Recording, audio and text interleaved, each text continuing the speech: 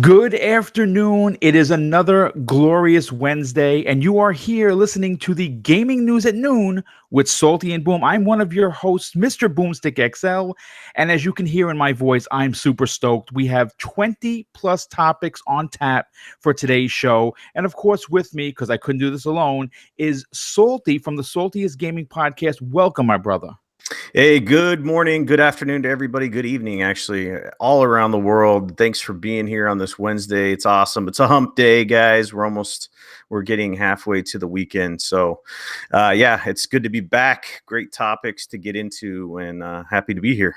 Yeah, it's going to be a great show, folks. If you saw the heading, there's a lot to discuss, but we're going to open up with the PlayStation 5. We have confirmation from Sony themselves. This is not any speculation or any fanboy shenanigans, which I've seen on Twitter, and Salty will get into that in a second. The PlayStation 5 will not release in the next 12 months, and that's due to the chips not being ready until at least May of 2020. Obviously, look, here's the thing. The PlayStation 5 is going to sell whatever year it comes out, whatever month it comes out.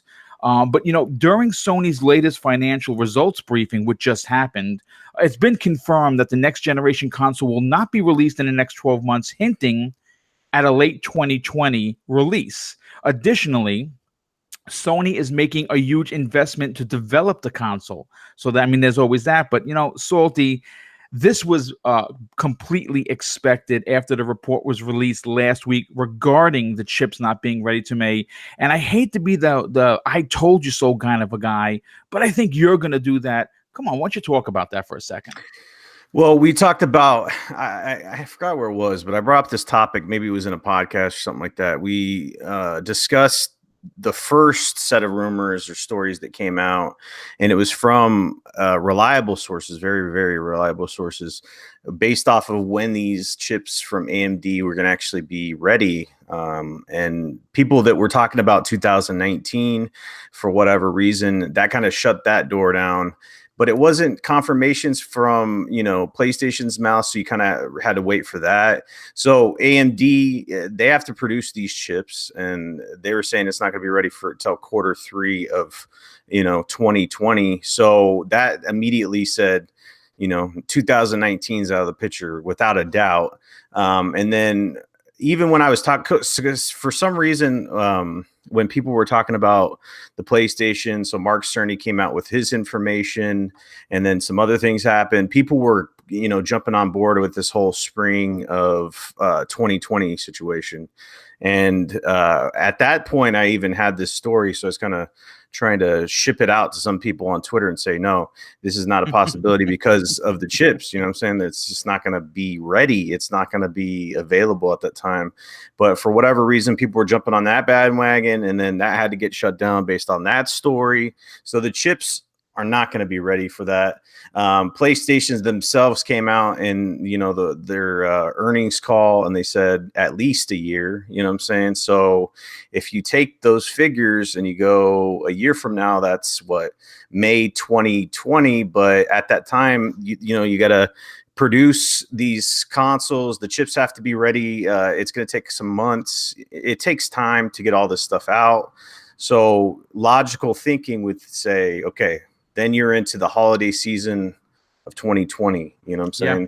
So that makes sense for everybody. And then you got to kind of think on the Microsoft side, since they're, using, similar technology this time, it's going to be similar time frames. Okay. When these consoles drop, I'm guessing, I don't know if it's going to be the exact same day, obviously, but within a couple weeks per se, these systems more than likely for both companies are going to drop relatively close. So it's going to be interesting who pulls the trigger first on price points. You know what I'm saying? Because that's big, right? Boom. Price points are huge. Launch titles are huge. Release window, like we said, is huge. So that's my take on the whole thing, Listen, it makes perfect sense, and I don't know why people are getting bent out of shape. We have to play the reality game here, okay? Mm-hmm. When you're building a console, the brains of the operation are at the key for this system, and the key is are these chips. I don't think that should come off as a big surprise.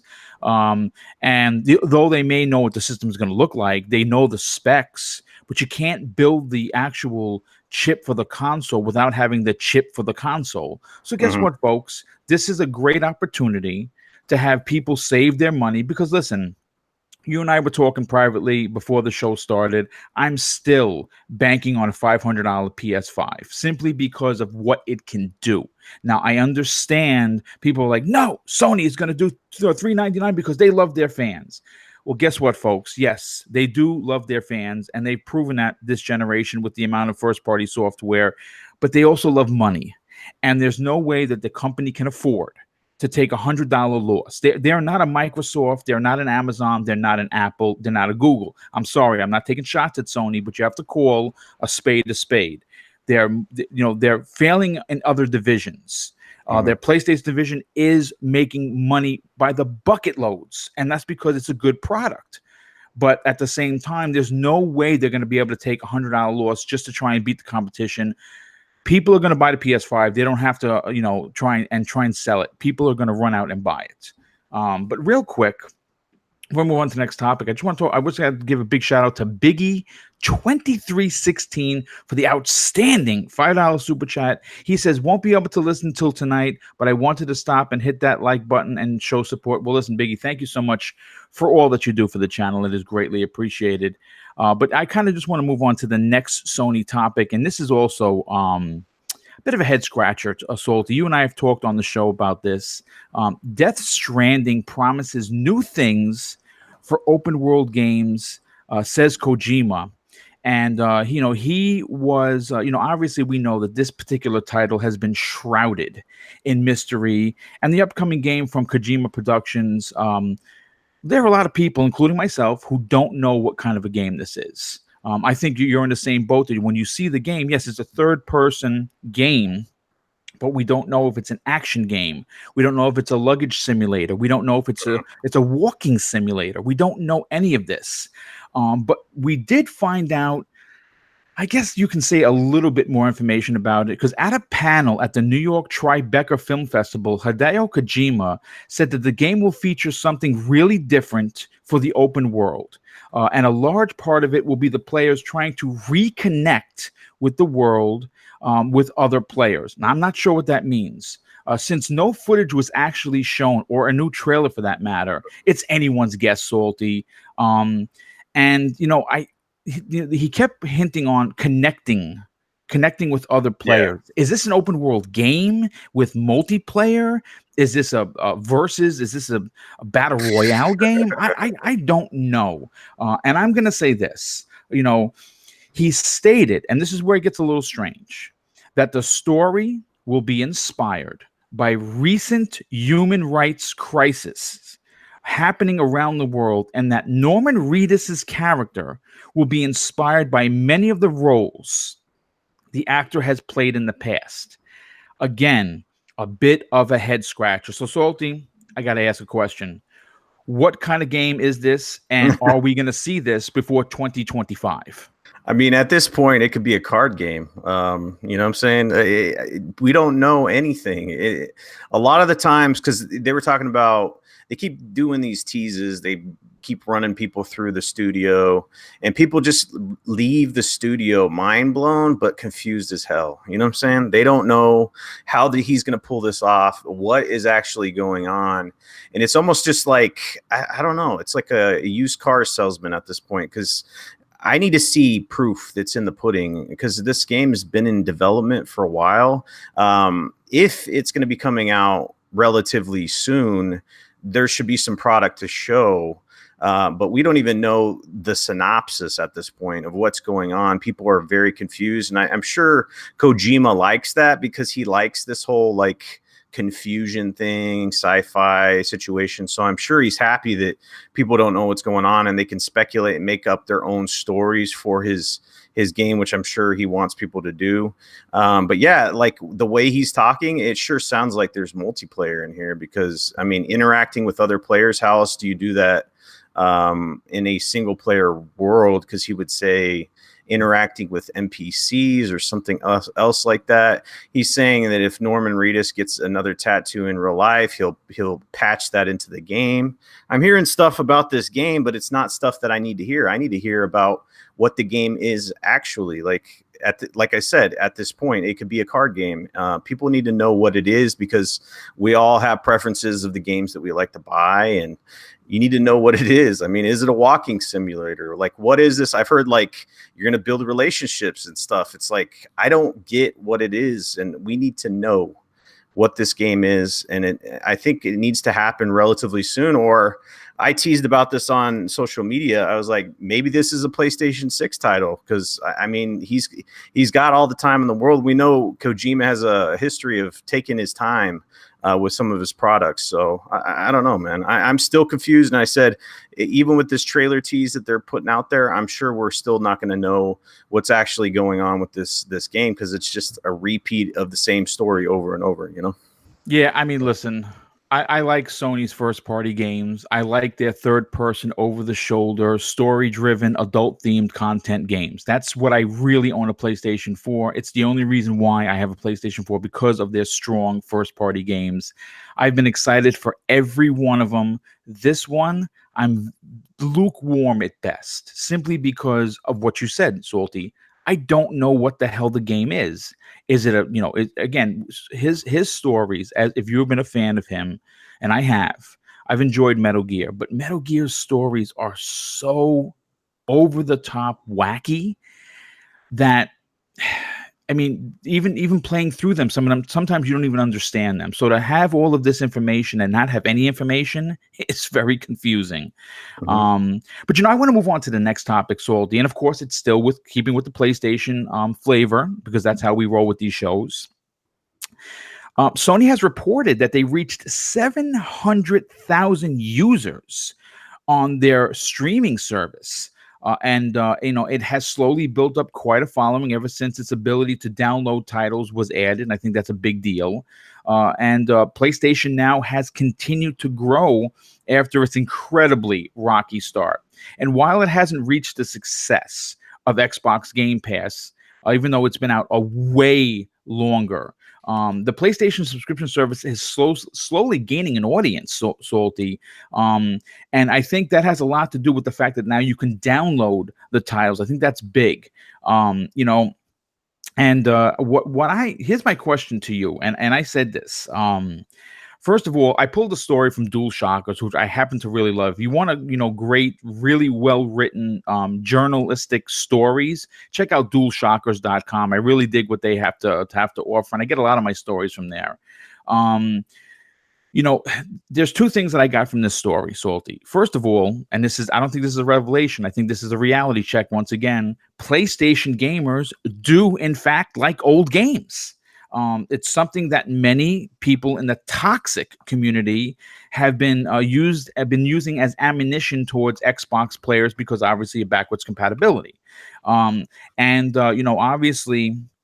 their PlayStation 4 helpings aren't huge. As a matter of fact, they're kind of lackluster on PlayStation now. Their PlayStation 2 and PlayStation 3 games, their older titles, again, which nobody wants to play, apparently a lot of people do. Which is why, of course, I hope the PlayStation 5 offers backwards compatibility outside of the PlayStation 4. But here's the second question, and this is where it gets me really excited. I talk about Xbox Game Pass on the Xbox Factor all the time. It's probably one of my favorite services that I've subscribed to for years. And they have 8 new games this month, and they just keep adding and adding and adding and adding. My question to you, Salty, is this some sort of a transition that the PlayStation now is going to eventually be turned into a Game Pass kind of a situation where we could get day and date first party games? Because if that's the case, sign me up right now. Yeah, I saw an interesting story online, and it breaks down the analytics, which I like. So someone in the chat said 700,000 out of 100 millions, not good. which in fact is true. PlayStation Now has been around for a while now, right? Yeah, it's been for years. I think at least 3 Yeah. or 4. Yeah, so it's been around for a while, 5 years to be exact. Okay, nice. It started off as a cloud gaming platform on the Gaikai servers, and you guys all know what happens with that because they were one of the first to get into the whole cloud gaming situation. So it wasn't that good, the input lag, everything else. Plus, the price of the subscription is pretty high at $20 per month. $44.99 for 3 months, and then $100 per year. So you look at the price, you look about how long it's been around. The reason why they added the ability to download games was a direct correlation to what was going on with Microsoft and Game Pass. There's no other correlation because Xbox Game Pass allows you to download the games and play them and not just stream them. And surprise, surprise, the numbers of PlayStation Now subscribers went up because they want to download their games that they don't want to stream them. So this talks about a lot of different things. It kind of is a reflection on cloud gaming as well, but I'm not going to get into that. I'm just going to say this only represents 1% of Sony's GN&S, which is game and networking services revenues for 2018. So if you look at it, it's a very small percentage of what they're actually pulling in. They had a very successful year with the whole, Sony and the revenue and stuff like that. But PlayStation Now, when you look at it, is a very, very small percentage. And I'm sure they're wanting to expand that because Sony's total GN&S revenue rose 19% annually in 2018. That came from higher software sales and growing number of PlayStation Plus subscribers. So this talks about the importance of software sales, and because people always look at hardware. It's like they're not making money off of hardware to a certain extent. They make a small amount now because the further you go on in the generation, the more you make. Right, of but course. Software sales are important. This Netflix concept, the subscription service, is huge going on in the future. So your question, after a long-winded response with lots of numbers, is PlayStation will be forced to put their games in here day and date. When they do that, I don't know. But if they want to compete on a level of Xbox Game Pass and try to up their percentage, like I said, it's only at 1% of their GN&S. If they want to put that up to like 10% or 5% even, they're going to have to do that because people, it doesn't matter how many games they have in there. They have like 400 or more than that. It doesn't matter because people want new shit. They want, good stuff. So they're going to have to increase their offerings if they want to increase their revenue. Long story short. So, yeah. Well, you know what? First of all, I want to thank you so much with those outstanding numbers because I know you're an analytics guy. So am I. We that's why I think we do so well with these shows is because, opinions are great. And, having a heartfelt relationship with a particular brand is also great. But when it really comes down to it, the actual numbers cannot be argued. And, something that a lot of people in the chat said, and you kind of reiterated on, and I didn't actually kind of put pen to paper in thought when I was writing this topic, is that 700,000 sounds like a lot. But when you match it against 100,000, near 100,000, 100 million. consoles, that's 100 million. I'm sorry, 100 million consoles sold. That's not a lot. That's a real low percentage. I mean, I think I might be less than 1%. So real quick, the human spider. So he's saying that I'm using 1% to make it sound bad. I'm reading from this article, my dude. It is straight numbers. So what you're comparing your numbers to, or its attachment rate with first party titles, and those aren't comparable. Okay. So if you're looking at a 1% margin for subscription services, that's different. You're talking about first party games, which I would agree with, right? Attachment rates and how much they sell. Totally different numbers there. So you can't compare those two at all. And you could talk to analysts if you want, or whatever other data. I can link you to this article. But these two things are separate, and that's why you got to draw the line. And sometimes people start meshing numbers and figures, and it's kind of like math. You got to follow a certain procedure, or you don't come out with the right numbers. You know what I'm saying? So it is what it is. Well, I mean, listen. At the end of the day, Sony has dominated this generation. No one's taking away from them. I've played some of the best single-player, story-driven, adult-themed content I've ever played. Yeah. In this particular generation, thanks to Sony and their amazing titles. But and we're talking numbers, and I of course I put this next story in because you're a numbers guy. And I pulled an article that basically is telling us, and I don't think this comes off as a surprise to anyone, that PlayStation 4 sales are nearing the 100 million mark. And again, I'll say it, the salty. I don't think this is a big surprise at all. And why? People want to know why. Why is that? Well, the marketing alone is one of their most strongest points. Oh yeah. Their marketing is just ingenious. It's aggressive. It plays to the fans' heartstrings, and it's what propelled them to near this 100 million goal, which is going to happen sooner than later. And if it doesn't happen before the holiday, well, guess what, folks? They're going to drop it down to so cheap that it's going to be walking out the store on its own. But I have some other numbers, and it just goes to show you the dominance of the Sony PlayStation brand, for the world. Sony hit this outstanding mark with the PS1 at 102.49 million. They hit it again with the PlayStation 2 at 155 million, and they missed the mark. And I say only because it's only 13 million on the PS3 at 87.4. And obviously, they had a poor start with the PlayStation 3 thanks to, bad marketing, bad wording, but they rebound and they almost hit it. And of course, with the PlayStation 4, again, another 100 million seller. First of all, what's your opinion on this? All of these numbers combined, what does it tell you about the Sony fan base, dude? It shows me that the Sony fan base is loyal. They have a big fan base. They've been around for a long time, and they know what they're doing. When you have an off generation and you still sell almost 90 million consoles, that kind of speaks volumes there. The thing is I think at this point it's kind of a snowball running downhill if you look at the figures, because Sony revealed that they sold 17.8 million PlayStation 4 consoles. They shipped 17.8 million, in the fiscal year of 2018, which is a little bit down from 2017's figures of 19 million.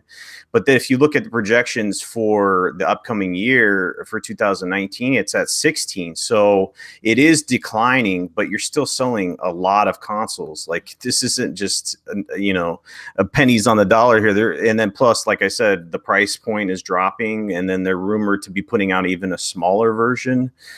So it's crazy because this is kind of points to the fact that, like, they're having a down year with the games, right?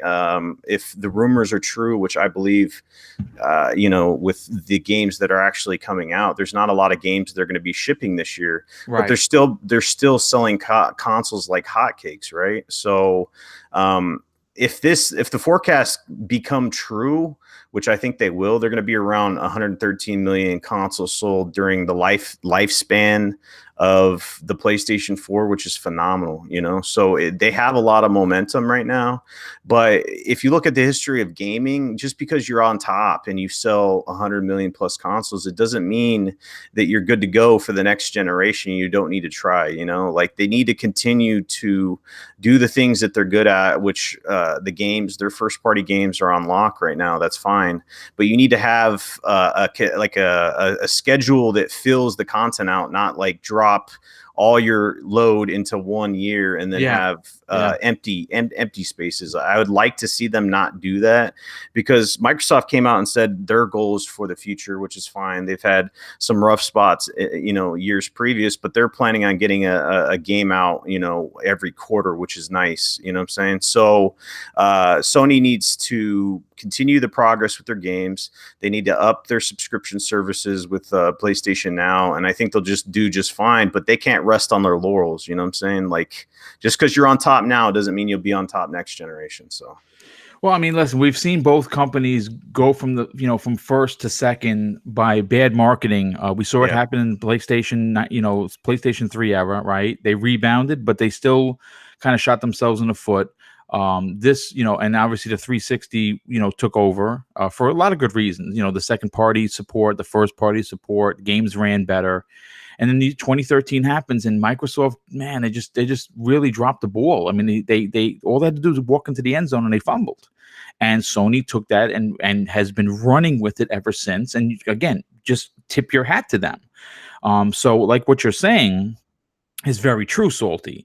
It could very well be that the arrogance that Sony has shown in recent months could come back to hurt them. Will it? Probably not. I think they always look back to to the PlayStation 3 and like, we're never doing that again. Let's hope that's the case because, when these companies do well, regardless of what flag you fly, we win as a gamer. At least I do because I support all three consoles and proudly do it. When Sony does something great, I win. Microsoft does something great, I win. When the Switch is continuing to do great things, I win. And I think that's the way to look at it. Not that my console is better than yours or mine's bigger than yours. I'm just getting a little tired. That's a little played out, if you will. But I kind of want to move on to the next topic, Salty. And we're going to move on to the Switch. Not a lot of podcasts other than yours and mine really talk about Nintendo. For some reason, it's looked upon as, the lesser inferior console. It's for kids. Well, you know what? I'm a big kid. I think you are as well. And Nintendo has always been a big part of my life. So that's why it's always going to continue to have a place on our shows. But you want to talk about sales? Let's talk about sales for a second for the Nintendo Switch. And I pulled this story from Engadget. Apparently, Nintendo sold 2.47 million consoles in the first 3 months of the fiscal year, boosting the console's lifetime sales to 34.74 million, which exceeds the lifetime sales, by the way, of the N64. The 2.47 million Switch consoles sold during the first quarter of the financial year, and it's down slightly. They sold 2.93 million consoles last year. I think console sales across the board are down, and I just think that's because so many people buy consoles. You know what I'm saying? But I am going to say this, Salty. I just want to continue with the ridiculous numbers. Okay, Nintendo has something special with the Switch, the same way they had it with the Wii, except this isn't a gimmick. You can logistically play Mortal Kombat on the go, or you can play it docked in your in the dock, and you can have just as much fun as someone playing it on the PS4 or the Xbox One. Let's talk numbers, because I know you like that. Super Smash Bros. Ultimate has racked up, and this is ridiculous, 13.81 million copies sold, not shipped. While Pokemon Let's Go Eevee and Pokemon Let's Go Pikachu have combined for 10.63 million copies. Super Mario Party, 6.4. Super Mario Kart Deluxe 8 sold nearly 8 million. And I mean, listen, what could you say about their first party? You and I, again, we've talked privately about how we think, Microsoft needs to understand that, first party exclusives sell. Here are the numbers. You cannot argue with the numbers. And here's another bright spot for Nintendo was their digital business, Salty. Digital sales grew, and this is crazy, 95.4%, which equates to 1.064 billion with a B US dollars. I mean, Nintendo called the Switch digital library good growth, not even great growth, which is crazy. So, Salty, here's my question. These numbers for Nintendo are ridiculous. And this is coming off a failure which was the Wii U. And the Switch continues to sell like hotcakes with a very strong 2019 looking to be one of the best years for software.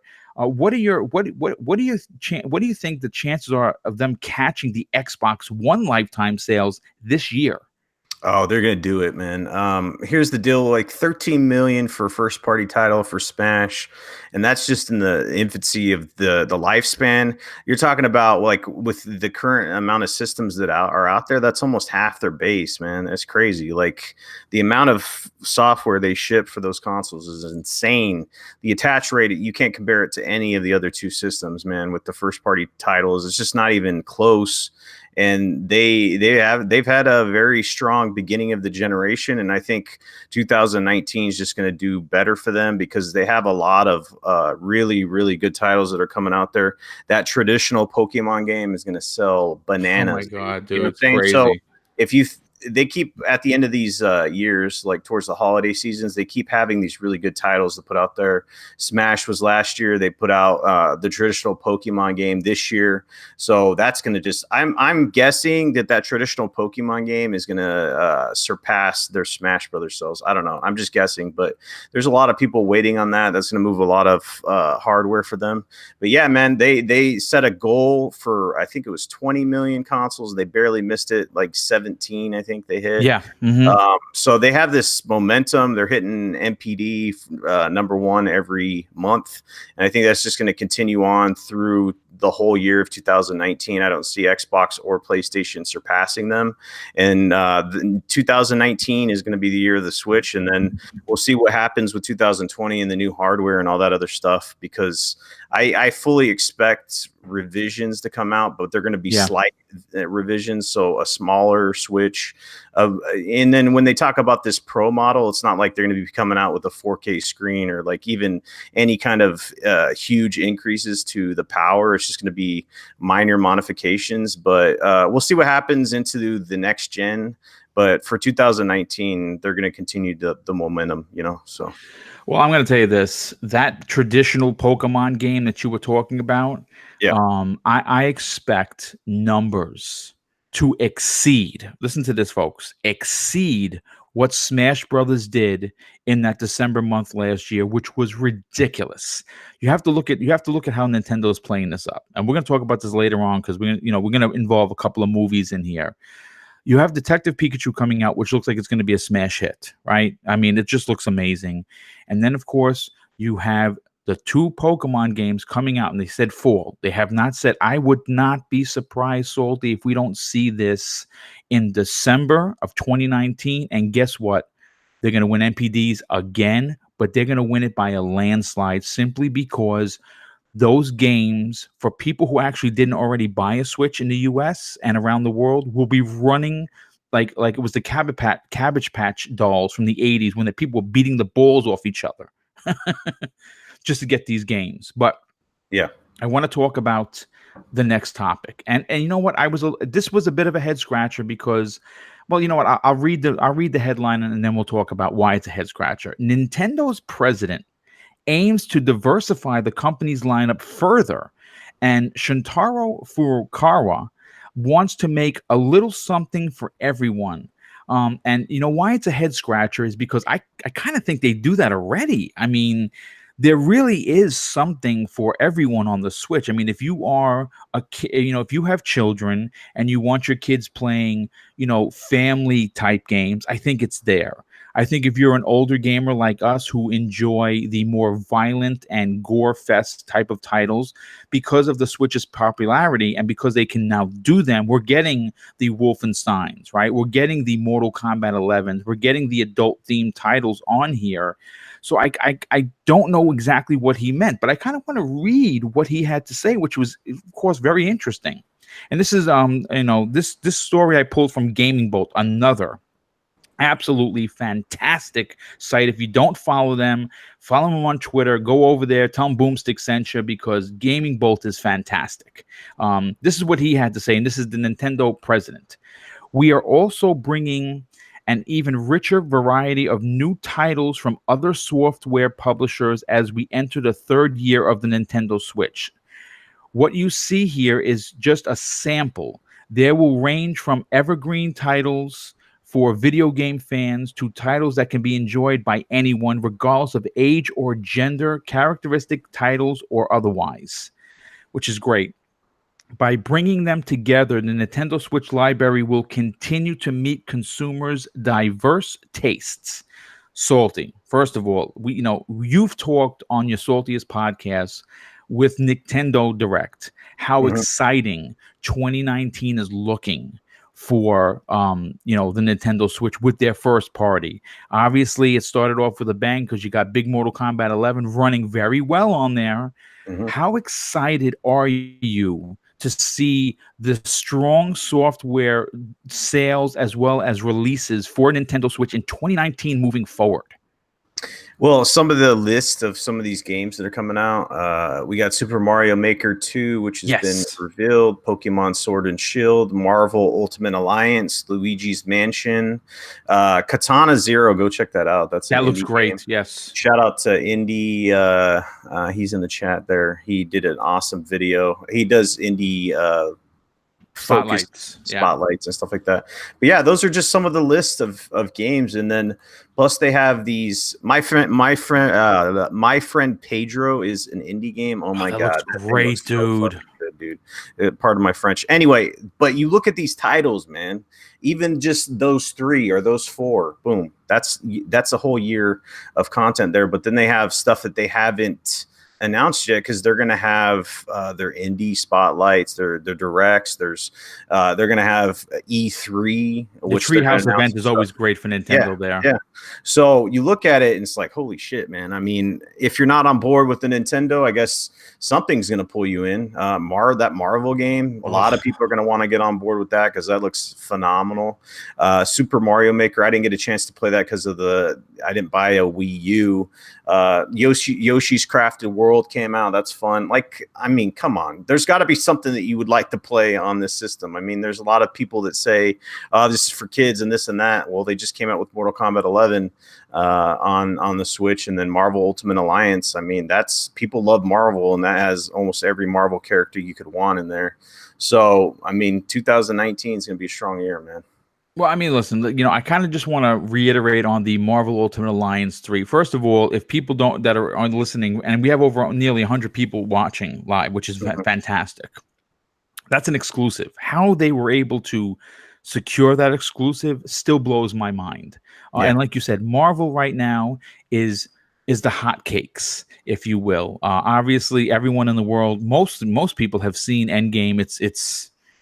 It's the best 3 hours and 3 minutes in cinema in my personal lifespan. I have tickets to go on Monday. I'm going to go see it again with my brother. I can't get enough of Marvel, and I have a funny feeling that not only are they going to bundle that particular game with the Switch, which is marketing genius 101, it has the selling power to sell as much as your Pokemon Sword and Shield. I really, truly believe that. And good on Nintendo for locking down another tremendous AAA title in the form of Marvel Ultimate Alliance 3, which I don't know how many in this chat have played that game, but I loved the first 2.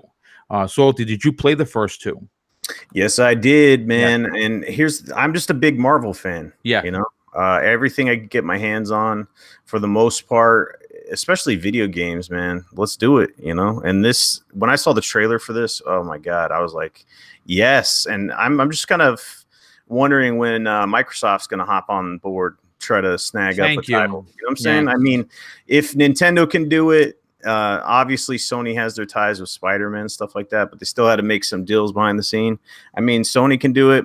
Nintendo can do it. Microsoft, if you wanted to do it, you could do it. You know what I'm saying? They're big enough. They have enough money. Their war chest is overflowing at this point, and I think that they need to do it at one point or another. Get a Marvel exclusive. Yeah, if you have to sign a second party deal or whatever you need to do it. I mean, that alone would add value to Game Pass. Hey, we got this exclusive Marvel game. Go play it day and date in Game Pass. Boom.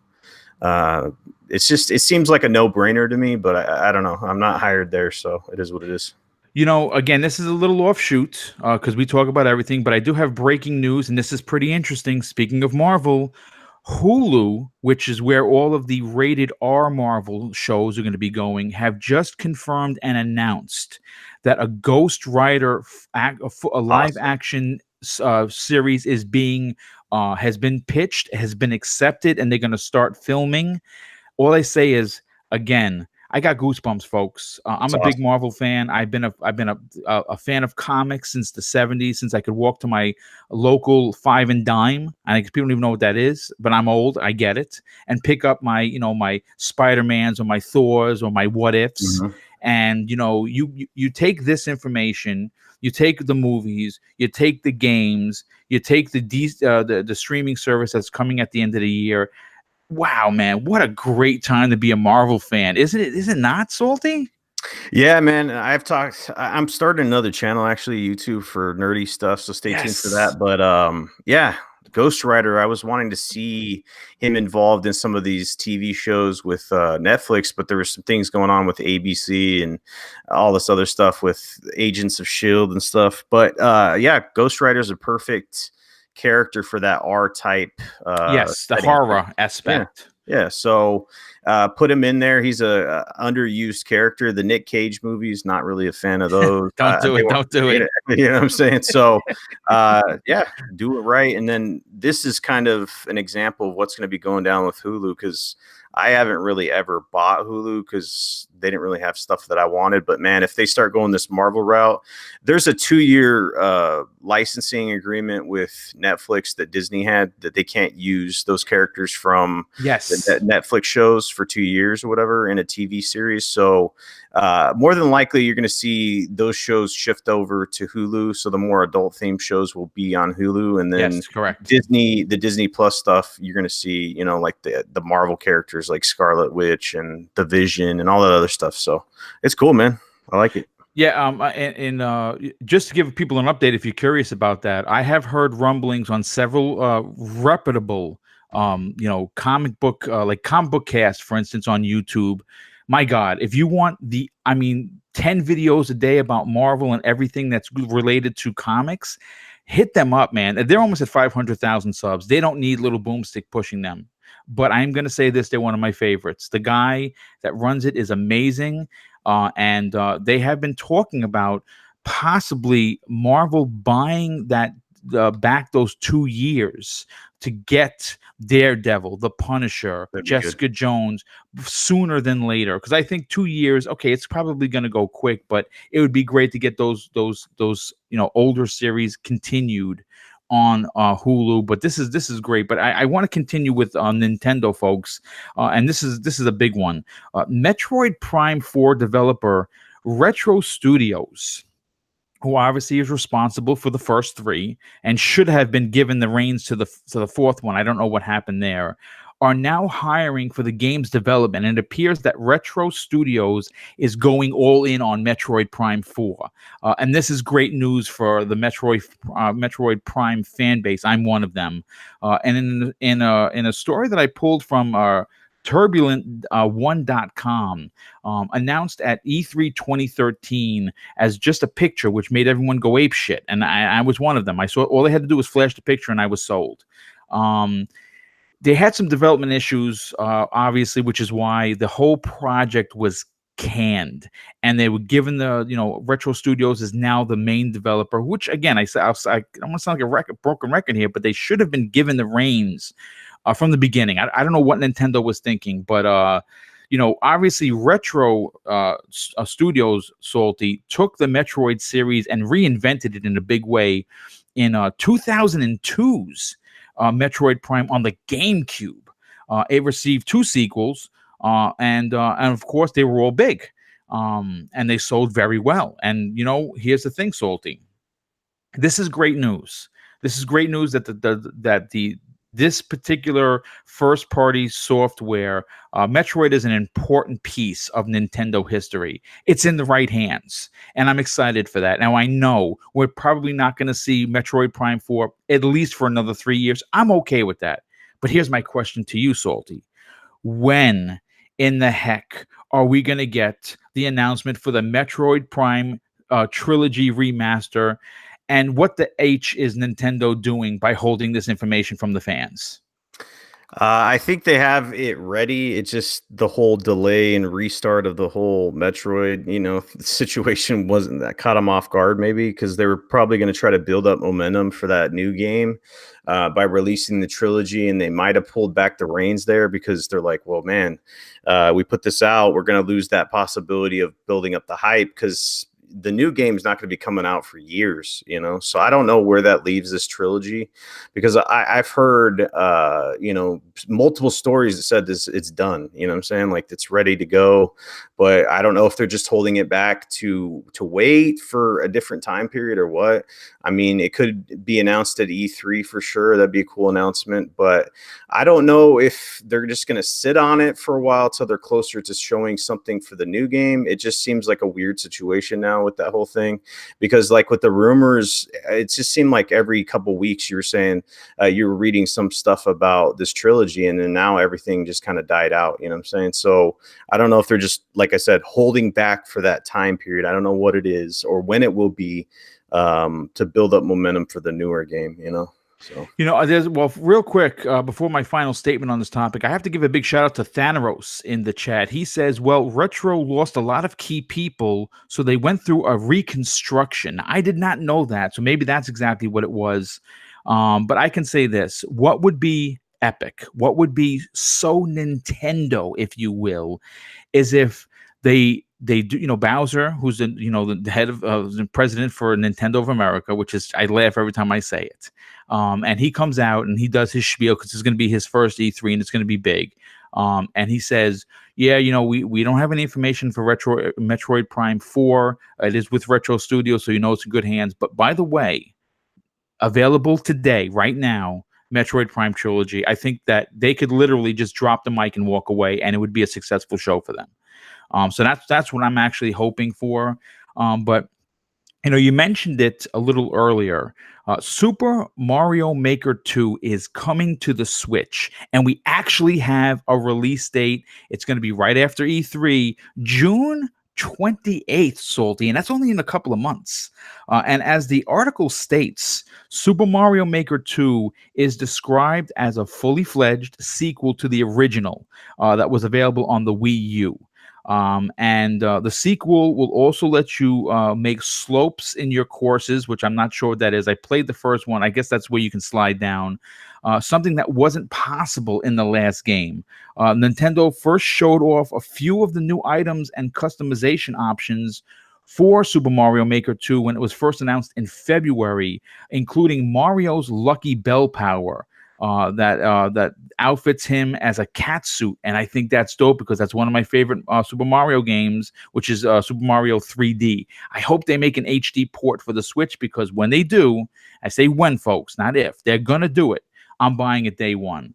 And there's a whole new visual style for players when building levels. They have the Angry Sun from Super Mario Bros. 3, new backgrounds, placeable objects, and a wealth of other other things that were found in the first Super Mario Maker. Salty, this is fantastic news, and June can obviously not get here quick enough. How excited are you for Super Mario Maker 2? Very excited because I didn't get to experience it on the Wii U. The interesting thing is the stylus that they're. I don't know if that's coming with every game, but they're including it with some of the pre-orders for UK sales. So if you pre-order Super Mario Maker 2 from Nintendo UK, you get a diorama and a Switch stylus, which is cool. It looks cool, dude.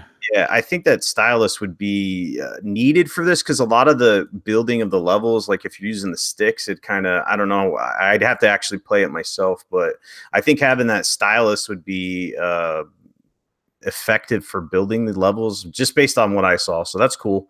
So if you guys are in the UK, look forward to that. I'm super excited for this, man. Like I said, I didn't get to experience it on the U, so I want to experience this on the Switch. It'd be cool to build a level and then try to have my kid play through it or something like that, Maybe even she could build a level, right? Have her build a level, see if I can go through it. It's cool. That would be freaking awesome. Well, listen, I pulled the next story from comicbook.com. Listen, listen, I'm not a hater, I'm a congratulator. And when I pull these stories from these sites, they're my go-to sites. So I make suggestions, polite suggestions to the awesome community that we have. Comicbook.com is a fantastic site, not just for comics. They have tons and tons of gaming news. If like I said, if you don't know who they are, man, subscribe to them because they are the real deal, and they're definitely Boomstick approved.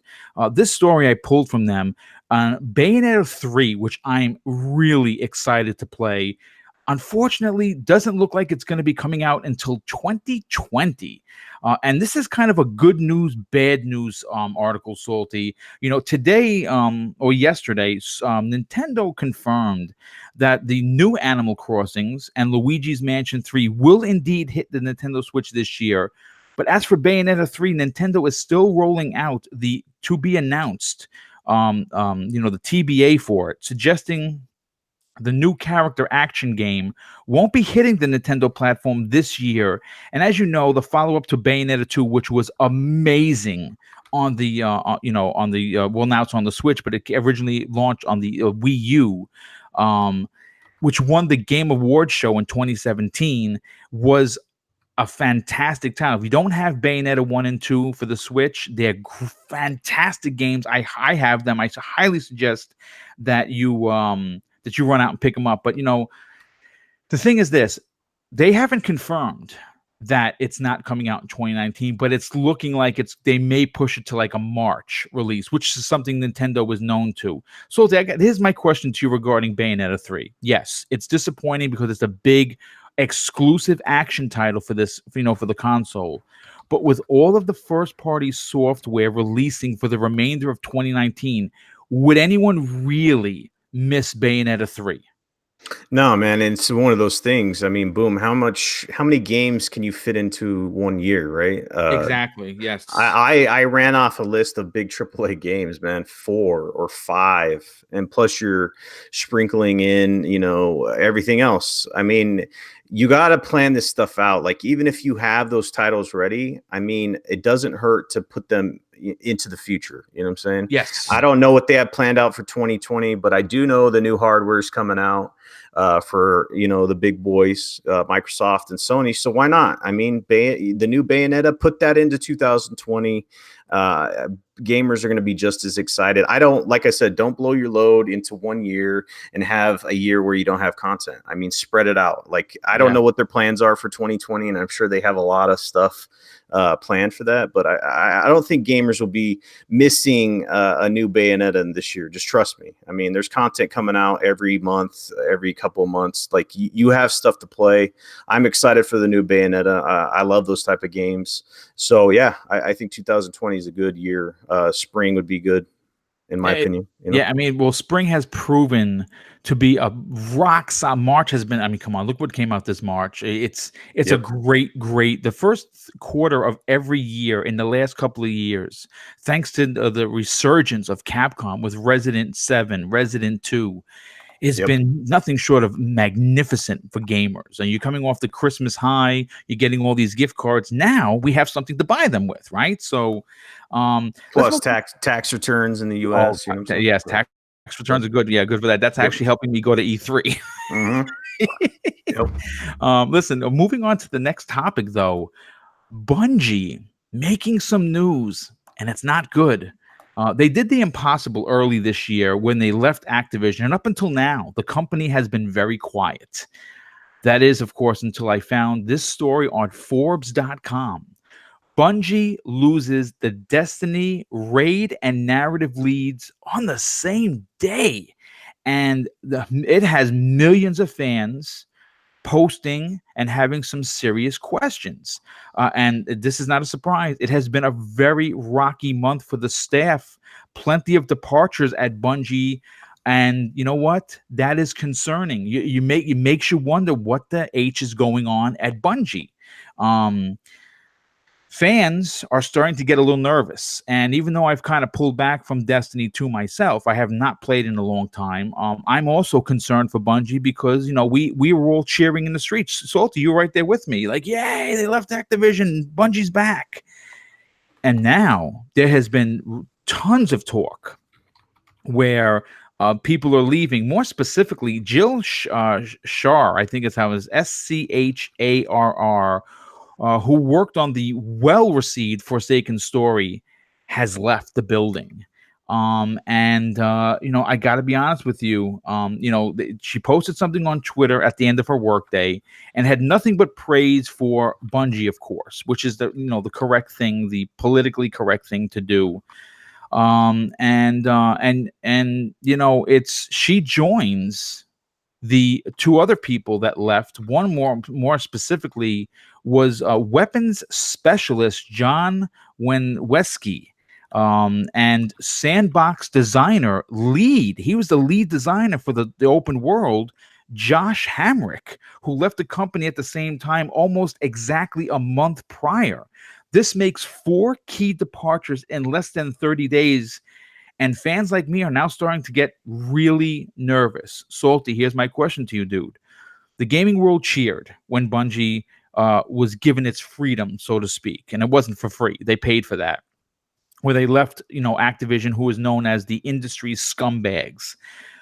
But with all of these devs leaving, where does that leave Destiny 3? And are you concerned about what that title is going to become with all of these lead devs walking out the door? All right, so here's the deal. One of the things with these developers and these companies and everything else, we see them as like these living entities that are always going to be the same, like Bungie or some of these other popular, devs. It's just they're not that way. Bungie made Halo. Okay, I mean that's a great title. Eventually, these people come and go back and forth in this industry so much that in a couple years, the Bungie that existed that made Halo is not the same Bungie. You know what I'm saying? Like people rotate in and out from leadership to bottom to whatever, So we hold these companies in high regard, but at a certain extent, they're not what they were. So yeah, a lot of people, it's probably due to the vision, the Activision stuff, like the split there. There's changing of the guard, like all kinds of things are going on behind the scenes. They're signing on with Tencent to do titles with them, and a lot of maybe the vision isn't the same what it was when they started Destiny or even left Microsoft to create Destiny. So the company's moving in a different direction. These people don't want to be on board with it, and that's fine. They can do other things. Maybe go back to 343 because there's a lot of original people that were with Bungie that are actually with 343. So yes. I mean, people give 343 shit, but a lot of them are Bungie people. So it's like they fail to see it's just in the name, and we're seeing some of the issues with Anthem, right? And the developer there. It's just these developers, like I said, there's rotations. People come, they go. They're not like a person. Like I'm Saltiest Gaming, right? It's like I'm a one person dude. I don't have people rotating in and out from the company and leaving. You come to my content, it's gonna be the same content here in a year from now. But when you're looking at game creation, that's a fluid situation. Yeah. So. Well, I mean, listen. Again, regardless of what turns out to be Destiny 3, I'm sure it's going to be what the fans want. Now that there's no Activision interference with microtransactions, I think this is going to become more of a games as a service, where it's just going to grow. And I think without the outside influence of the people that just look at these games as just money, because that's it, folks. It's a business, so they're in it to make money. Bungie's going to be in it to make money as well. Let's just hope that all of these key departures don't hurt the game, or more specifically, set it back while they find replacements.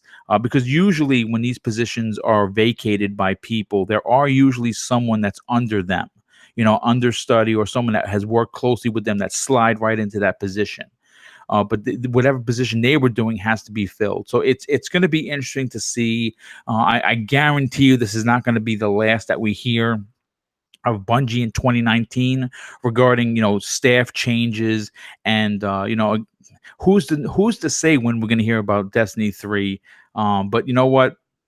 Stay tuned to our channels. When the information does break, we will be bringing to you live, whether it's on this show, whether it's on Salty Show, or whether it's on Breakfast with Boom. You'll be hearing about it. But let's move on to the next topic, Salty.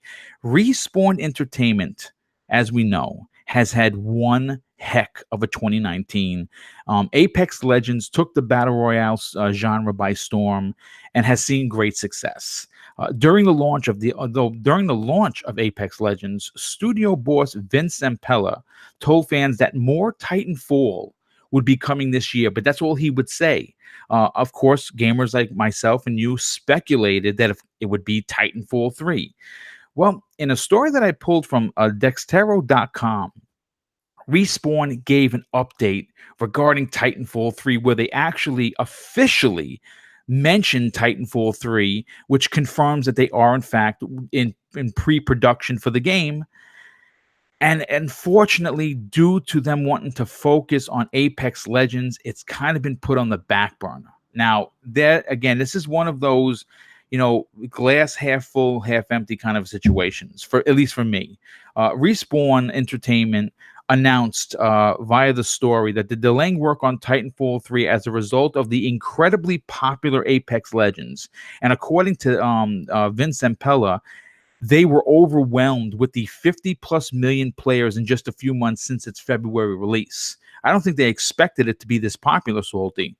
However, it appears that there are negatives to the popularity, as Respawn has announced that they will halt work on Titanfall 3 and they will not resume anytime soon until they're able to focus on Apex Legends getting constant content out. Now, again, why I say this is a 50-50 kind of a deal is, for me, as a huge Titanfall fan, they have confirmed that Titanfall 3 is coming. Now, it's not going to come next year. It may not even come the year after that, but we know that they're working on it, and that, to me, excites me. Salty, this is saddening, but again, it confirms that Respawn is doing something outside of the Jedi Fallen Order, which comes out at the end of the year, and Apex Legends. Is this a bright spot for Titanfall fans? Here's the deal. Like, I don't even know, because they can say that they're going to bring out Titanfall 3 eventually, but the golden goose has been found by EA, so they're going to push as much as they need to keep this thing going. They're going to put as many, men and women on getting the content out, because I think that Respawn didn't know what they were getting into per se. They didn't know it was going to blow up like it did. Yeah. And they all want a piece of the pie, just like Epic. Epic's doing their thing, making billions of dollars. Like EA, their stocks were saved by Apex Legends, yes, they were in a downtime. So they see that as the money going forward. So of course, you could just be sitting there in the boardroom. Yeah, we're stopping everything and making sure that we make money through Apex Legends. You know what I'm saying? Because that's the microtransaction gateway. Like, it's a games as a service, perfect way for them to just generate money after money after money, because that's the model. Like, Epic does its thing and they make billions and billions. So yeah, EA wants to put a piece of that pie, and they're going to push it going forward. Plus, they're working on other titles like Star Wars and some other stuff. So they're spread thin. I don't even know when this Titanfall 3 would come out. It's not going to be for a very long time, because they're putting their manpower on Apex Legends, and as long as that it has players, I don't know. I just don't know when Titanfall 3 would come out. Next gen, maybe mid-cycle or something like that. I don't know. Well, listen, what I'm going to say something out that might be a little outside the box. Someone in the chat said it. Titanfall 1, if you remember, was an exclusive for the Xbox One. It launched. It was considered a launch title, even though it launched the day this console came out. And it sold like gangbusters, which is fantastic. Titanfall 2 was marketed wrong. They sandwiched it between Call of Duty and Battlefield, and it got choked out, which is to be, that's what you're going to do when you put a game in between those behemoths. Poor marketing. And someone said in the chat, I wish I remember who it was, they talked about how poorly it sold on the PlayStation 4. And it did. It sold poorly because the PlayStation is not a shooter box. The Xbox is a shooter box. What I would love to see is for Microsoft to take the same approach and pay Respawn and EA whatever they wanted, and lock lock up Titanfall 3 as an Xbox / PC exclusive, because I think it would sell very well. We know that they did really great with the story. Their single player campaign was fantastic. Multiplayer was good. It wasn't as good as the original, and I put over 1,000 hours into each one. I loved it.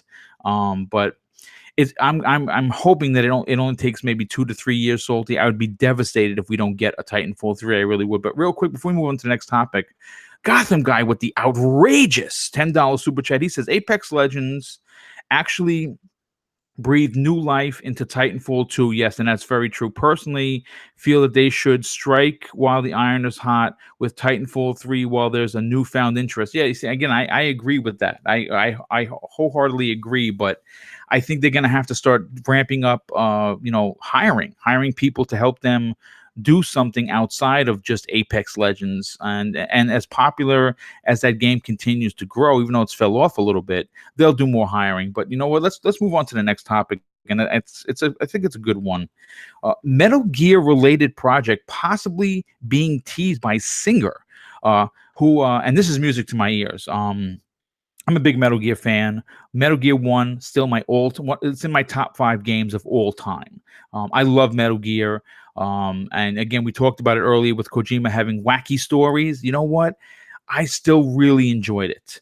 The tease and speculation for the new Metal Gear project have been a dime a dozen ever since Kojima's departure from Konami.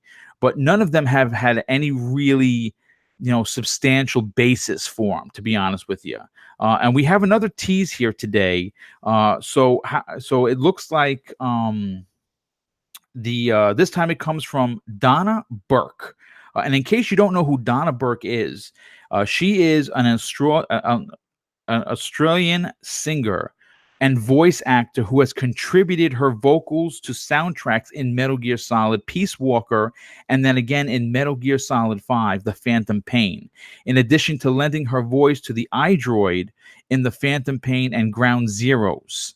And she also has performed numerous covers of Metal Gear songs for separately released vocal soundtracks. So she's been involved. So what exactly is she teasing? People are going to want to know. Well, recently she took to Twitter to tease a secret project, which she followed up with a cheeky "kept you waiting, huh?" And that obviously is that's a saying right out of Metal Gear. First of all, this is my question to you, Salty. As great as this is great news. If you're a Metal Gear fan, I got excited. I got goosebumps just talking about it. But I will say this.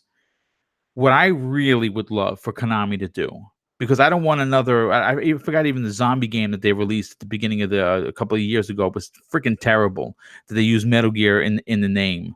What I would really love for Konami to do, and I think everyone in the chat's going to dig this next statement, is to take Metal Gear Solid 1 and give it the Resident Evil 2 treatment. My question is, what do you think about that? All right, so I'm not a Metal Gear fan. I'm just gonna get that out of the way. But what your statement, it draws interest. Okay, if they do it right, Right. and not every company does those right. So I'm interested to see, like, have they worked on actual remakes before? Like, have we seen those done by Konami or any kind of other developer that they work with? It's a big question mark on whether they get the product up to par. You know what I'm saying? So if they did it right, I think it would sell very well, and I think it would pique the interest of a lot of people that are super fans of that franchise. But like I said, I'm not a big fan, so it wouldn't move the meter for me. But I know a lot of people in the chat would be down with that, So I think it would be awesome, man. I would love a new Metal Gear, but at the same time, I would just like an original MGS1 from the PlayStation 1, Yeah. give it the Resident Evil 2 treatment, and just go crazy. Mm-hmm. You know what I'm saying? You don't have to change anything. The script is written. The characters are written. You just have to redo the game the same way they did Resident 2.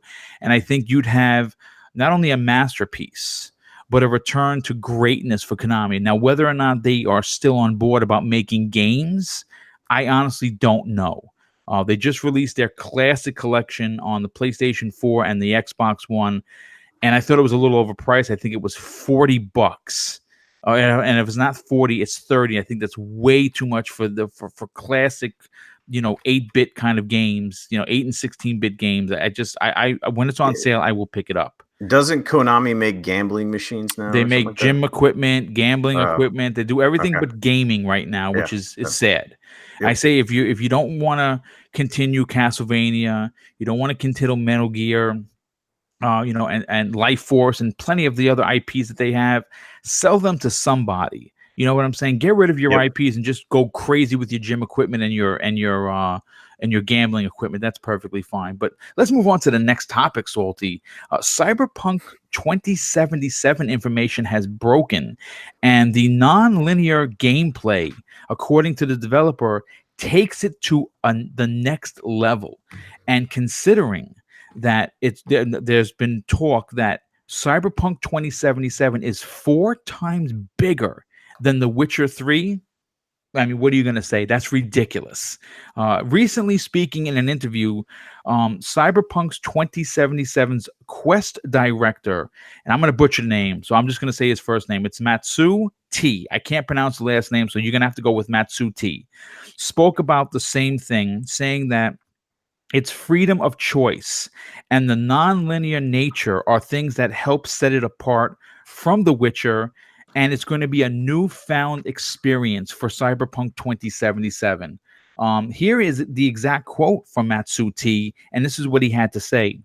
We still have the elements that have appeared in previous games. As I mentioned before, we have decisions, consequences, good characters, etc.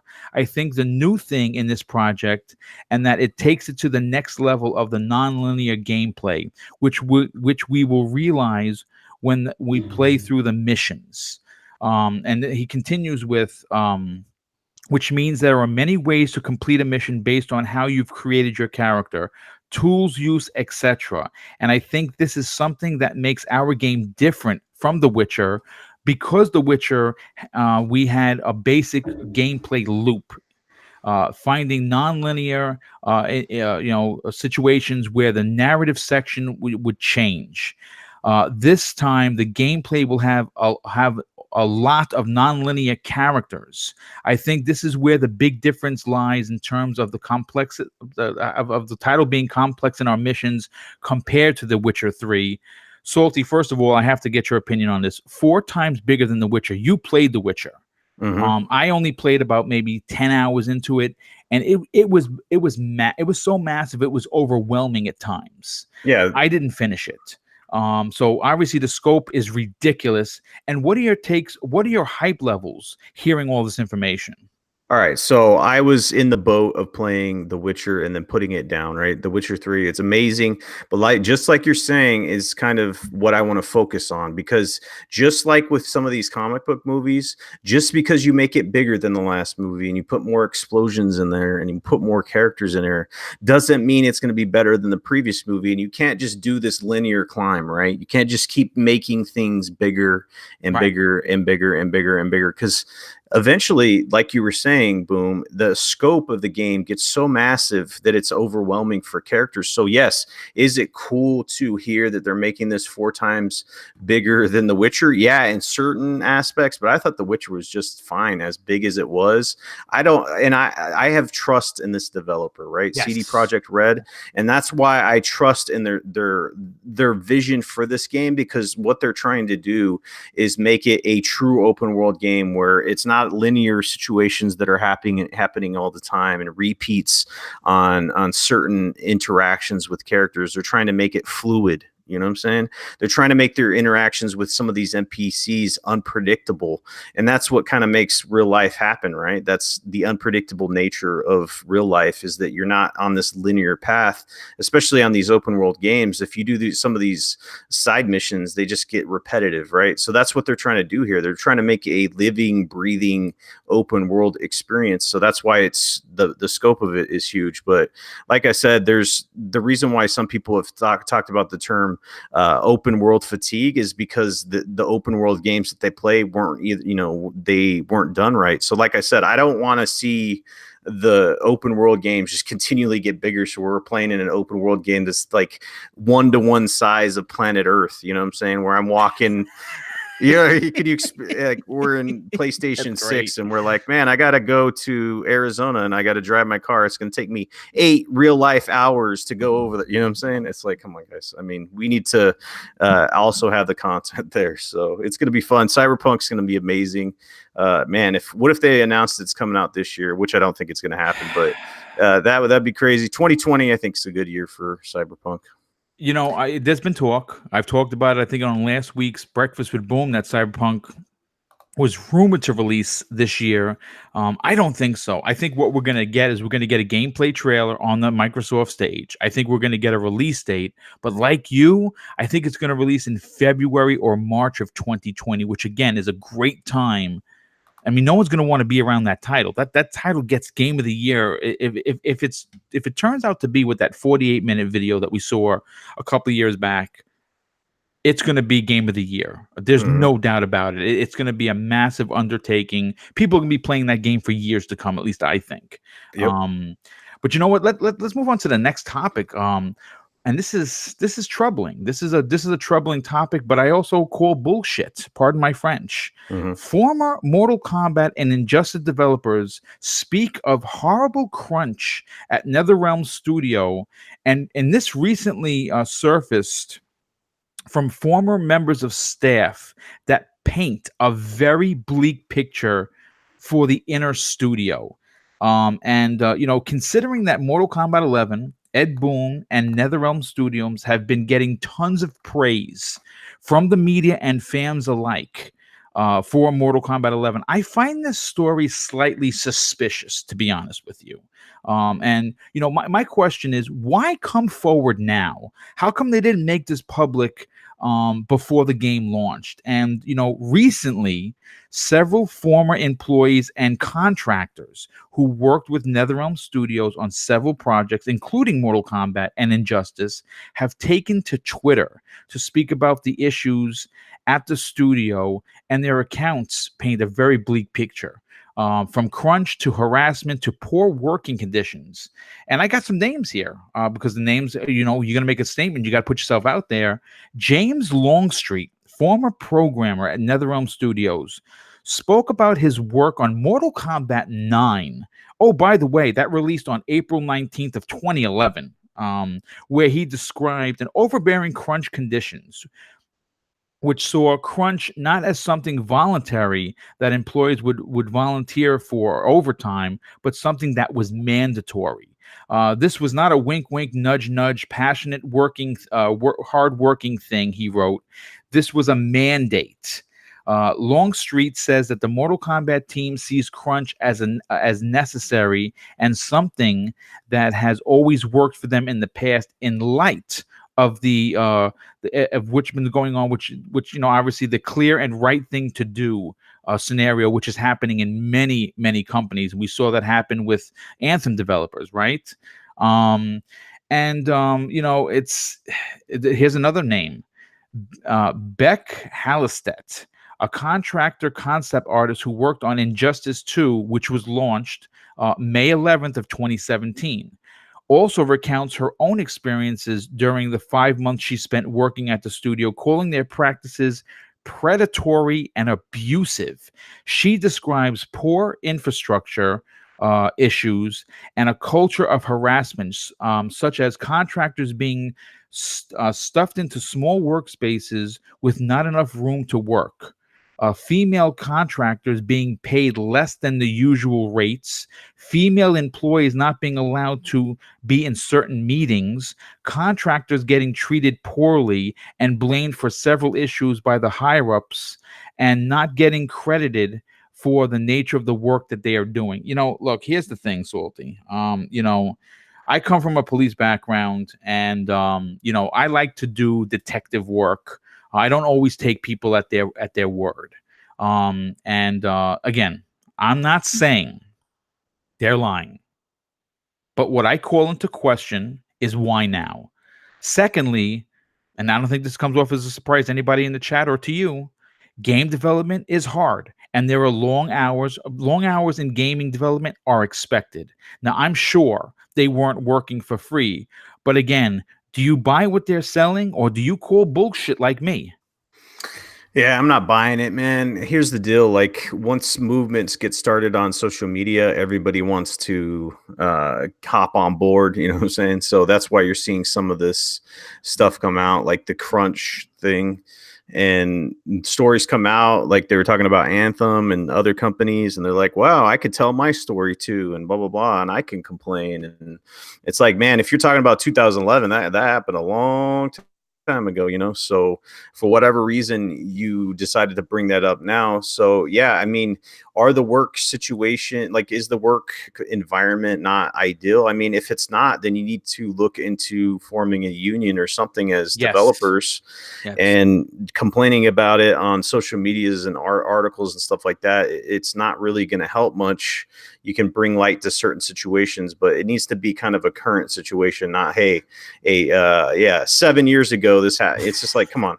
I mean, that a lot of people aren't even working there anymore. So yeah, if they want to change the situation, try to form a union. But let's be honest, in a lot of working environments, there's lots of crunch going on. If you're a salaried employee, they expect you to do things like, my dad's been working for Honeywell for a long time, and he's salaried. But if they tell him to get a job, a certain thing done, he's an auditor. He does it. It just has to get done. He That's doesn't right. like the crunch, but he's not going to go on social media and complain about it. You know what I'm saying? So yeah, it is what it is, man. It's just one of these trends that they're hopping on board. So. Well, I mean, listen, when you hear stories of former employees, it makes you wonder why they're former and not currently employed by said company. I mean, is that fair to say? It is. It's because it's easy to complain about a past job than a current job, because you're not worried about losing your work. Right. You can say whatever you want and not have fear of repercussions, or fabricate stories or whatever you want to do, because you're not employed there. You know what I'm saying? So yeah, it's easy in retrospect to do that, because like, if you're working with the company, then you got to go through the proper channels. And like I said, you could do certain things, but yeah, it's different when you're outside the work environment and then bringing it up. So Yeah. Well, again, I'm sure that this story isn't going away. I'm sure we're going to hear about it later down the line. But again, I hate to keep saying it, but I definitely call bullshit. I think that it was they did it because Mortal Kombat 11 just came out, and yep, everyone is talking about NetherRealm. Everyone's talking yep. about Ed Boon. Everyone's talking about Mortal Kombat. So they figured, let's get this story out there. And people are talking about it, but it doesn't seem to be making any traction. But I want to move on to the next topic, Salty. Historically, video game movies don't usually do very well for a lot of reasons. Poor writing. They pull stories that are not inspired by past games. People making these movies sometimes aren't gamers, and they just don't get it. Well, two films are coming out in the next couple of months. One, of course, we talked about earlier, Detective Pikachu. Looks like it's going to be a winner. Why? Well, it's a Nintendo product, it's a Nintendo IP, and it's being handled the way Nintendo wants it to be handled. It looks amazing. Every Pokemon from the smallest one to the biggest one is going to be in there. Ryan Reynolds is playing the voice of Pikachu. The Justice Kid is which I happen to really like. He was in the last Jurassic Park. He was great there. I think he's going to do very well here. Looks like it's going to be a winner. Well, we don't have to talk about that anymore because we have a guaranteed gold bar being laid. Unfortunately, I can't say the same thing about Sonic the Hedgehog movie. The trailer came out, and listen, there are many fans that have already predicted that Detective Pikachu is going to break the video game movie curse. Though those same fans, including myself, are saying the opposite for Sonic the Hedgehog. Now, look, I watched the movie trailer twice because I didn't want to prejudge it, Salty.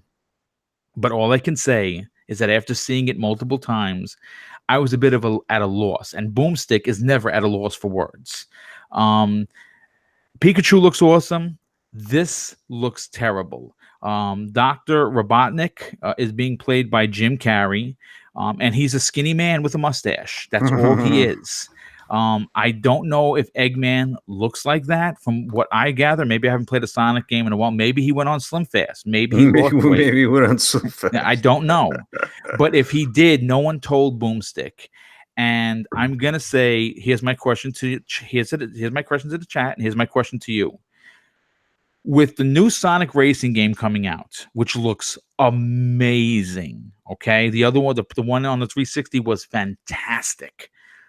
Is this film going to do more harm than good to the Sonic franchise, or am I, as an adult, not seeing what a kid would see and enjoy the film? The thing is like I'm confused with this game. I almost called it a game. This movie, right? Because they're doing it's like a trend for movies where they're trying to do realistic takes on past movies like the Aladdin or Lion King, because they have new mocap technology that they're doing. I don't know what happened in this whole situation. Art directors, art design, casting, all of it goes into a good movie. Obviously with the Pikachu movie, they did it. They nailed it with everything there, right? Buzz is generated. When you look at the Pokemon characters, you look at the one-to-one comparison. Yeah, that's Pikachu, but he looks really realistic to a certain level, right? The other Pokemon like Charizard, they show him looks more realistic, right? But it looks like Charizard. Sonic does not look realistic to me, and he doesn't look like Sonic. He looks neither. I'm like, if you're going to do one, do one. If you're going to do the other, do the other. So they failed at both ends. You're trying to make a Sonic look more realistic, but he doesn't look realistic or Sonic to me. So that's a problem, first of all. And then, the casting of Jim Carrey, I think they're just like, what washed up, comedy dude could we get in here? Let's get Jim Carrey, and then let's throw a mustache on him. Yeah, the dude in the video game, man, get Danny DeVito in there. I don't know, get someone else, right? So it is what it is, man. It's just like it's one-to-one comparison of two movies trying to do something. One's is an extreme fail that's turning into a meme. I have Tails, like the Tails that look like he's a crackhead as my avatar. He looks terrible. Yeah, so dude. He's not actually in the game. It's just like a funny thing. He's like a fox. Anyway, it's just I just find comedy in it almost. It's to the meme status for Sonic, and I don't think it will hurt the franchise. I think it will just it's just gonna bomb in the theater. People will forget about it. It will go quick to DVD, and then people will move on. Yeah, Crispy Bomb in the chat says they should have casted Jonah Hill. That he probably would have done better because he's a big Jonah man. Hill lost weight though. He did. He did lose weight, so he may not. The fat Jonah Hill would have been good, maybe. Yeah. Oh my goodness. Chris Farley would have been good, man, but he's dead, man. Yeah, unfortunately, yeah, but good old Chris Farley. But you know what? Listen, it's. I'm interested to see how it does. I think it's going to bomb. I'm pretty sure it's going to bomb. But the kids see things differently than we do. Even though we're kind of big kids, I just don't see any light at the end of the tunnel with this film. I think it's going to be devastating. But you know what? Let's move on to the next topic. Ghost Recon Wildlands, which was released on March 7th of 2017, is still getting free updates and new missions. And if you've been playing, the game, they had the Predator DLC, which was freaking amazing, but hard as balls. I didn't beat the Predator. I was devastated. I really wanted to kill him. I did not do it. And then, of course, they have the Splinter Cell Sam Fisher DLC. Again, very hard. I did complete that one, though. Well, tomorrow on May 2nd, Ubisoft is releasing new free DLC called Operation Oracle, starring John I'm not pronounce his last name. The guy who played the Punisher on the Netflix. Bernthal. Thank you so much, dude. And it looks dope, dude. I saw the trailer. It shows him in there. And I thought it was him. Like, I thought they were just showing him. It was actually him mocapped. My God, it looks just like him. I really enjoyed Ghost Recon Wildlands. In fact, so much so that I got 1,000 out of 1,000 achievements in that game. And I think the fact that Ubisoft continues to support these games, all of their Ubisoft games, but this one more specifically, first of all, did you play Ghost Recon Wildlands? And what is your opinion on Ubisoft giving fans free DLC on a title that was released 2 years ago? So first of all, Ghost Recon and Wildlands, for whatever reason, I have the game, but when it first came out, I kind of wasn't feeling it. But I went back and played it with Noof and some other people, It's and great with friends, dude. I'm digging it, man. So yeah, I want to get in there and kill the. Is the Predator event over? Is that over? Or is it continuing Yeah, going? it is. Uh, Yeah. that's a shame because I would have liked to do that as well. But yeah, like I saw this trailer is perfectly well done. The mocap technology for video games is getting outstanding, man. Like you said, you look at it and you're like, wow, is that real or is it not real? And then ray tracing is going to be introduced next gen. Ray tracing is going to take this realism to another level, dude. Like especially off of like reflective surfaces. I'm getting off path, but No, that's okay, dude. if you That's all think right. this technology is good, man, just wait until next gen, or it's going to be insane. But yeah, I'm going to be doing this because Wildlands, I've been trying to get back in there and play that when I can. Me and Noof have been trying to play it, but yeah, I'm excited.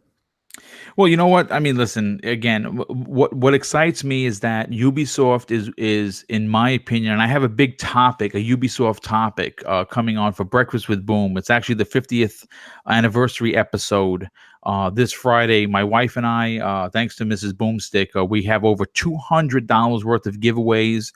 I've put that out on Twitter. So, you know, if you're interested in the giveaways, please tune in, hang out in the chat. I'll give the hashtag that day. But I do have a real awesome original topic I wrote regarding Ubisoft and what they've done for fans and their games.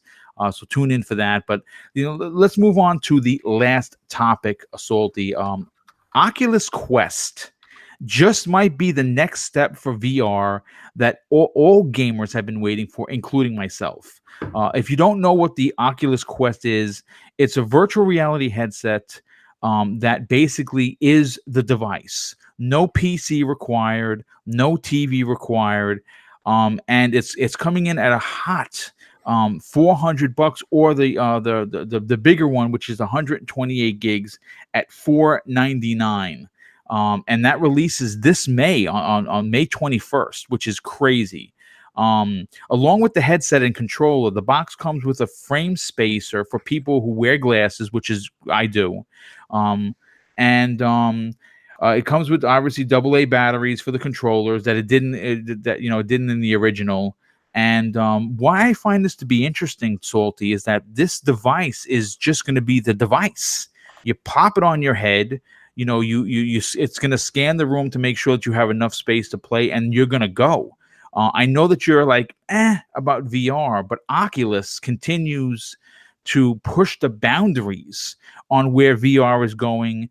And I think this might be the headset that people have been waiting for. It's wireless. The controllers are wireless.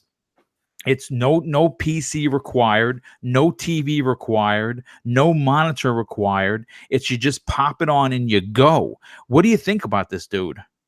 Yeah, if you're going to get me on board with VR, you got to do stuff like this. It's got to be wireless. It's got to be comfortable. It's got to be, I don't know, it's got to be more open, in my opinion, because to put that bulky headset on and stuff like that. So, yeah, they're moving towards the right direction, but they still need to get the content up, you know? Yes, for sure. And then plus the frame rate's got to get to a point where it's not going to make me sick to play it. And good point.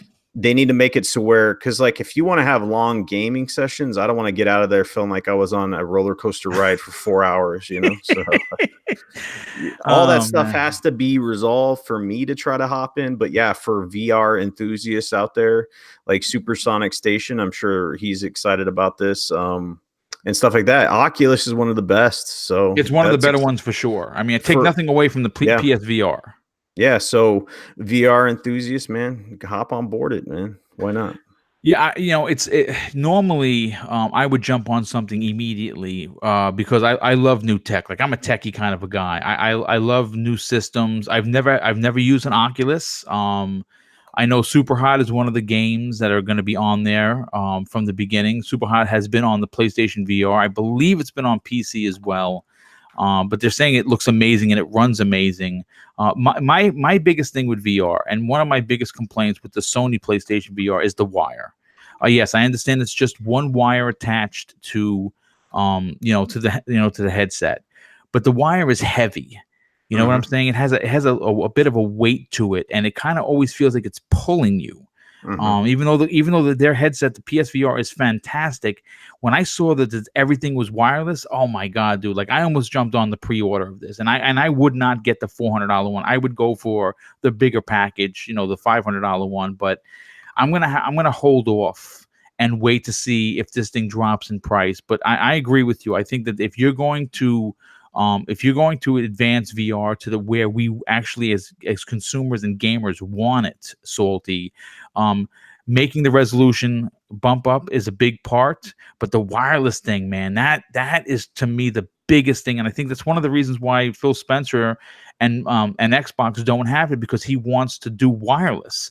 It would be pretty amazing. And again, this is not a story. I'm not breaking a story here. This is just my personal opinion. I would love to see them be able to use this new Oculus on the next Xbox. Microsoft did not have to do anything but do a program so it could run. That would be pretty dope.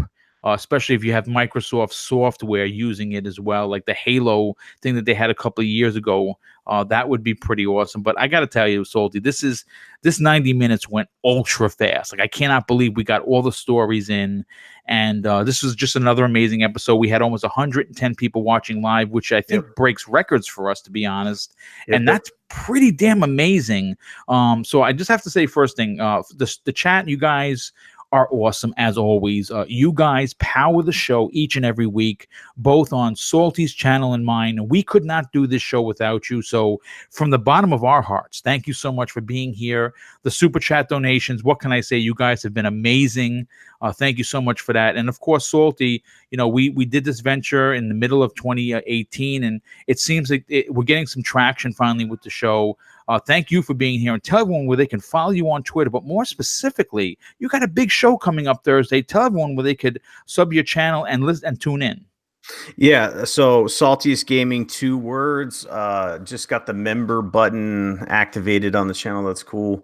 It's a blue button, and we're going to be adding features on there. So custom emojis, member identification badges for how long you've been a member. Shout out to Indy. He's been a member since I can remember. You know what I'm saying? That rhymed. But yeah, we have that, and then we have a giveaway that's going to be going on for the new Star Wars game. We have some great guests lined up. It's going to be 9 p.m. Eastern, like usual, tomorrow on my channel, Thursday. And then, yeah, that's that. I think I'm going to be doing a re-review of Sea of Thieves, because the game is pretty much being re-released at this point. There's new achievements. There's PR stuff going on for Rare, streamer things going on with Mixer. You can get items by watching Mixer. There's lots of buzz out there for this game, so I wanted to give it a proper re-review, so stay tuned for that. But yeah, man, this time went by super fast.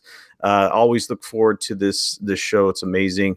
Yeah, we'll see you next week on my channel, same time but different channel, you know what I'm saying? Well, I mean, obviously, if you've been following us, you know that it switches from one week to the other, from my channel to Salty's channel. I am going to ask just a favor as you guys get out of here. We still have 100 people in the chat. Please do me a favor, hit the like button. If you're really enjoying the content, just hit that thumbs up button.